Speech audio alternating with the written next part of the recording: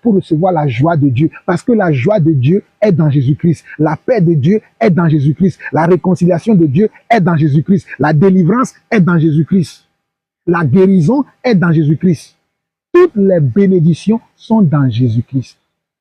C'est en lui que nous obtenons tout ce que Dieu a pour nous. Alléluia. Verset 21. Et vous, regardez bien, écoutez, Colossiens 1, le verset 21. Et vous qui étiez autrefois étrangers et ennemis par vos pensées, nous étions autrefois étrangers et ennemis par nos pensées.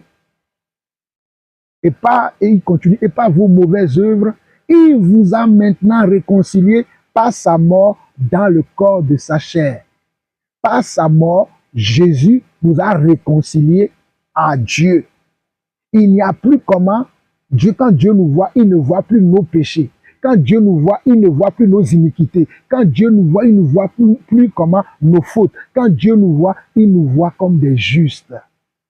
Il nous voit comme des saints. Et d'ailleurs, un chrétien est un saint. Nous sommes des saints. Nous sommes un peuple acquis pour Dieu maintenant. Un peuple que Dieu, s'est acquis par son sang, afin que son nom soit invoqué sur nos vies éternellement. Alléluia. Verset 22, il nous dit, pour vous faire paraître devant lui, écoutez bien, pour vous faire paraître devant lui, saint, sans défaut et sans reproche. Jésus est mort pour nous faire paraître devant Dieu, saint, sans défaut et sans reproche. Donc je n'ai plus besoin de délivrance.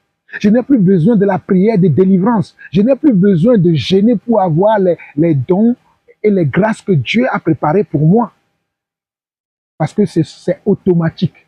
Une fois que je crois en lui, une fois que j'accepte ce qu'il a fait pour moi, je rentre en possession de toutes ces bénédictions que Dieu a pour moi. Voilà pourquoi il est écrit dans Colossiens 1, le verset 22, pour nous faire paraître devant lui saint, sans défaut et sans reproche. Regardez bien le verset 23. Si du moins vous demeurez fondés et inébranlables dans la foi, sans vous détourner de l'espérance de l'évangile que vous avez entendu, qui a été prêché à toute la création sous le ciel et dont moi, Paul, j'ai été fait ministre. Regardez ce que Paul nous révèle ici.